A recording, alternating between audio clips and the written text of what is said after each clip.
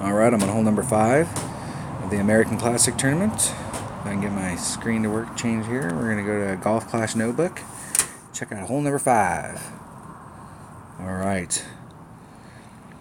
Okay, what I'm going to bring here is a big topper and a Titan, and my goal is to try and get as far out here as I can possibly get. And I'm taking a Saturn and a Guardian, so I'll have a choice when I get out here to the very end on how I want to take the shot, depending on where my land zone was.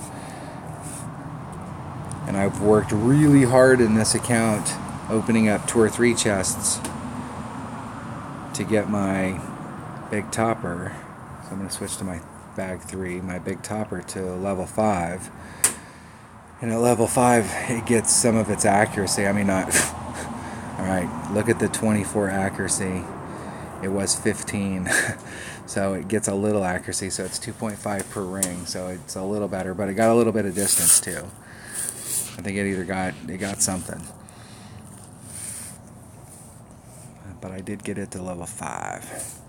I'm going to take a Titan. We don't need any more than that, and I have lots of them.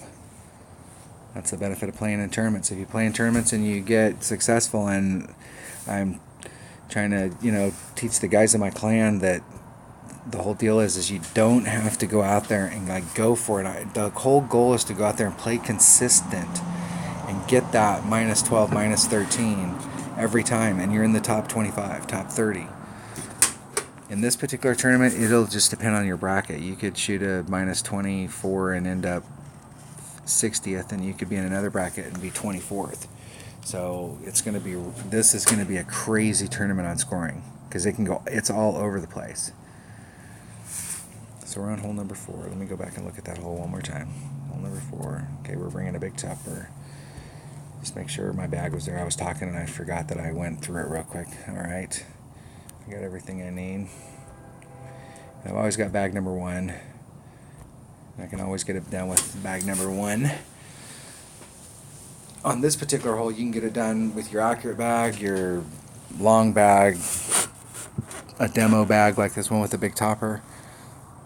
Go out sometime and play, go into a tour that you really like to play, and just take a big topper as your driver and go out and play a lot of those holes, and you'll find a lot of holes that the big topper can definitely get it done. And that your play is actually not bad. The only thing about a big topper is that it's not very accurate. But there's a lot of holes that a big topper can do things just because it has 100 topspin.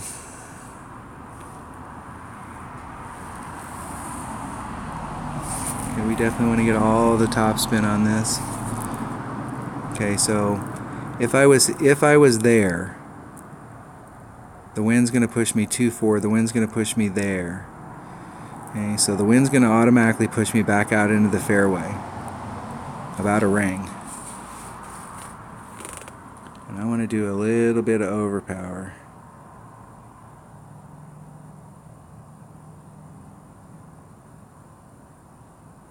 Not enough to make the needle go crazy, but just enough to let you know you're in it, just to try and feather it down there a little bit further, and was hoping to get not in the rough.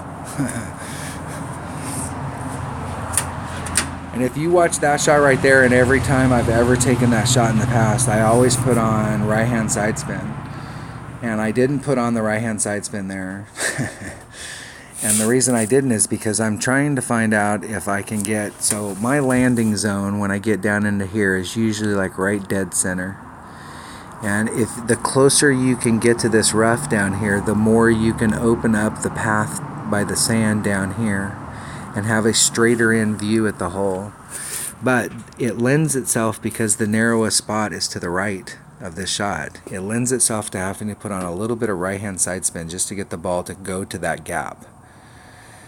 And I was trying to see there if I could actually, how much I could squeeze it, because if you go to the left, the further out to the left you go, the further out you have to get in order to get past the rough. So I'm in a big spot of bother here. Okay, I got a shot still, and hopefully I'm close to max club, and I am. So at max club, my Nirvana hits 2.2 per ring.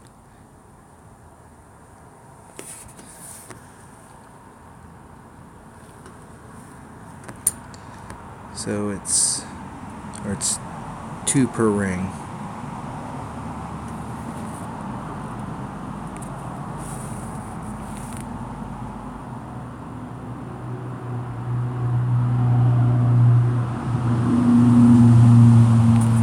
Hit it great to the right, which is bad because that sand trap is a magnet. It's super easy to make that to end up there. There's probably a wind adjustment right there. And that's the deal. That's why it always feels like a magnet, because there must be some wind adjustment. Maybe the wind doesn't affect it as much there. Maybe it's the vortex. And if you've played this hole any number of times, more than once probably, you'll know what I'm talking about. Things tend to want to go towards that sand if you hit from that direction. That's why if you can get far enough in that hole, you can come at this with your Guardian. And if you come at it with your Guardian, you can actually start off on the other side of the sand and try and backspin that sucker right dead center into the hole. That was my goal. So this is 2 of the par 5s that I've struggled on and had to recover. One with my Spitfire and one with my Nirvana. Ooh, that was close.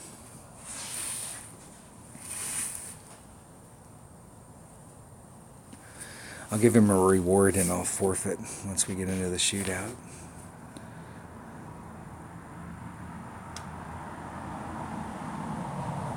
Isn't it perfect? No.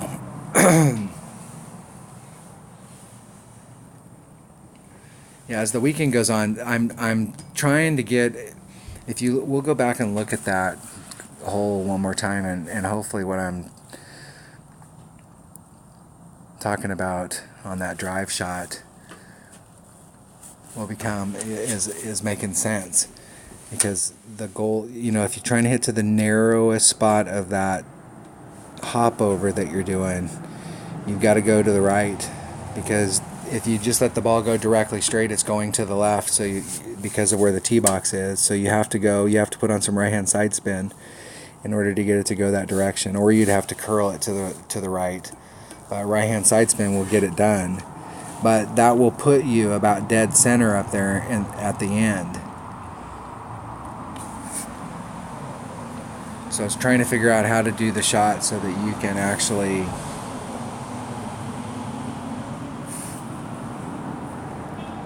good luck in the tournament. Let's go back to that hole real quick. Let's go back to Golf Clash Notebook. So if you look at this hole here, this narrow spot that's down here, okay, let's look at it from the tee box. So from the tee box, everything's going in this direction. So everything's going to the left. Okay, so if you move your ball so that you're aiming towards this area here, you cover that gap. The farther you move it to the right, the more it ends. I mean, it's going to follow that trajectory. It's hard to get a ball to go to the right on a side spin and then get it to go left back out here and make an S curve. Okay, I mean, we have some trick balls, but that's a trick, right? So it's hard to do that. So if you're coming out into this area and you put just that little bit, like that 2 right hand side spin, it'll pull you right into this area. You're in the narrowest part of the neck. And so then you can run out here to the middle and you're in this area. But if you look at where you're at when you're on the green, let's pull back just a little, see if we can get the green in. So from this sand, drawing that line over, trying to get it, there's a spot. If you're on this side of the line, then there's a spot where when you come into the green, you actually have a shot at the green where you don't have to maneuver around anything. You don't have to put any side spin on it, or very, very little, just to hold it up on the top. So the closer you can get to this rough area, the better. But if you're trying to make that shot, and so you come out into here and you have to put on the 2 or 3 right hand side spin in order to get the ball to go, and you end up out here. When you want to end up out here, the only way you can do that is to not put that side spin on. So if you don't put that side spin on, your ball's going this direction, but the further it goes out to the left, the farther it has to go before it clears this rough. And if you do too much overpower in order to clear it out here in the flat where you could really get up there close, the deal is down here you'll overshoot the shot. So there's a fine line between where you can go, how far you can get down into here. Now with an extra mile, so that's the argument here, is whether a big topper is the club or whether an extra mile. So with a big topper, I did a little bit of overpower. I had pretty good room down here at the bottom. I didn't put that side spin on it, and I tried to clear it out here, and I ended up hitting the rough and just dribbling, right? Or ended up in the rough out here. Whereas if I'd have had an extra mile, I couldn't really have gotten any farther into that hole.